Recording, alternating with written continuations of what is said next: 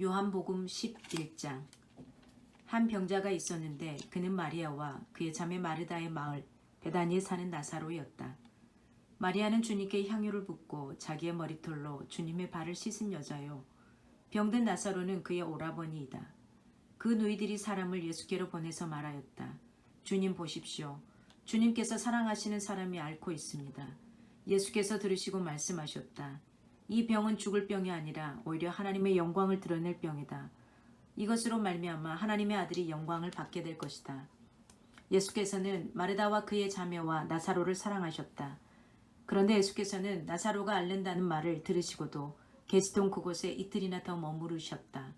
그리고 나서 제자들에게 다시 유대 지방으로 가자 하고 말씀하셨다. 제자들이 예수께 말하였다.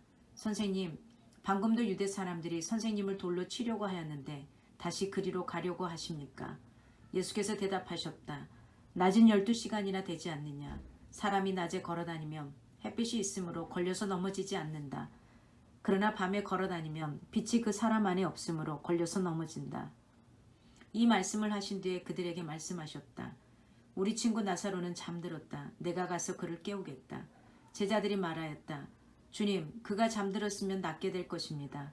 예수께서는 나사로가 죽었다는 뜻으로 말씀하셨는데 제자들은 그가 잠이 들어 쉰다고 말씀하시는 것으로 생각하였다. 이때 예수께서 그들에게 밝혀 말씀하셨다. 나사로는 죽었다. 내가 거기에 있지 않은 것이 너희를 위해서 도리어 잘된 일이므로 기쁘게 생각한다. 이 일로 말미암아 너희가 믿게 될 것이다. 그에게로 가자. 그러자 디두모라고도 하는 도마가 동료 제자들에게 우리도 그와 함께 죽으러 가자 하고 말하였다. 예수께서 가서 보시니 나사로가 무덤 속에 있은 지가 벌써 나흘이나 되었다. 베다니는 예루살렘에서 오리가 조금 넘는 가까운 곳인데 많은 유대 사람이 그 오라버니의 일로 마르다와 마리아를 위로하러 와 있었다. 마르다는 예수께서 오신다는 말을 듣고서 맞으러 나가고 마리아는 집에 앉아 있었다. 마르다가 예수께 말하였다. 주님, 주님이 여기에 계셨더라면 내 오라버니가 죽지 아니하였을 것입니다. 그러나 이제라도 나는 주님께서 하나님께 구하시는 것은 무엇이나 하나님께서 다 이루어 주실 줄 압니다. 예수께서 마르다에게 말씀하셨다. 내 오라버니가 다시 살아날 것이다. 마르다가 예수께 말하였다. 마지막 날 부활 때에 그가 다시 살아나리라는 것은 내가 압니다.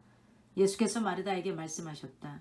나는 부활이요 생명이니 나를 믿는 사람은 죽어도 살고 살아서 나를 믿는 사람은 영원히 죽지 아니할 것이다. 내가 이것을 믿느냐? 마르다가 예수께 말하였다. 예, 주님. 주님은 세상에 오실 그리스도이시며 하나님의 아들이심을 내가 믿습니다. 이렇게 말한 뒤에 마르다는 가서 그 자매 마리아를 불러서 가만히 말하였다. 선생님께서 와 계시는데 너를 부르신다. 이 말을 듣고 마리아는 급히 일어나서 예수께로 갔다.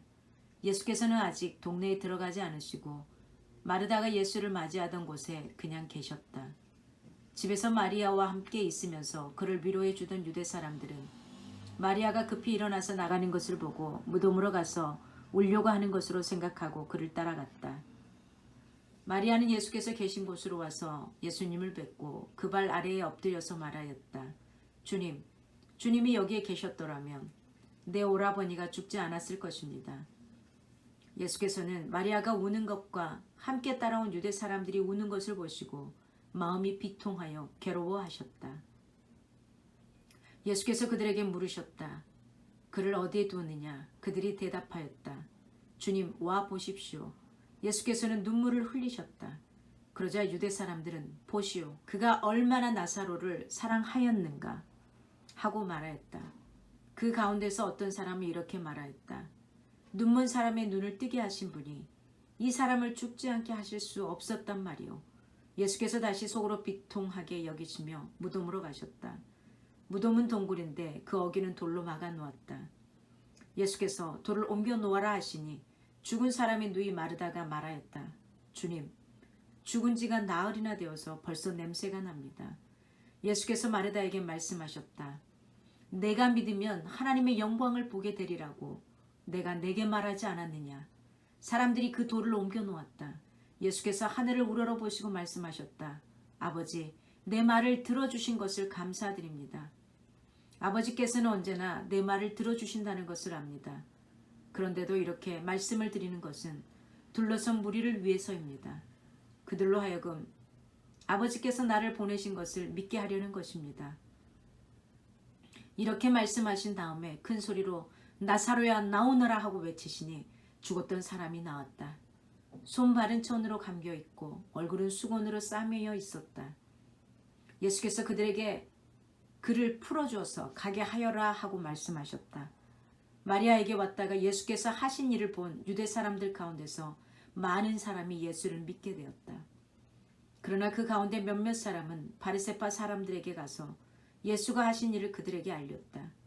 그래서 대제사장들과 바리새파 사람들은 공의회를 소집하여 말하였다. 이 사람이 표징을 많이 행하고 있으니 어떻게 하면 좋겠습니까? 이 사람을 그대로 두면 모두 그를 믿게 될 것이요. 그렇게 되면 로마 사람들이 와서 우리의 땅과 민족을 약탈할 것입니다. 그 가운데 한 사람으로서 그 해의 대제사장인 가야바가 그들에게 말하였다.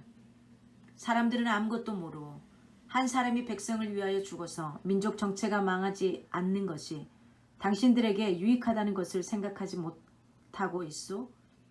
이 말은 가야바가 자기 생각으로 한 것이 아니라 그 해의 대제사장으로서 예수가 민족을 위하여 죽으실 것을 예언한 것이니 민족을 이해할 뿐만 아니라 흩어져 있는 하나님의 자녀를 한데 모아서 하나가 되게 하기 위하여 죽으실 것을 예언한 것이다.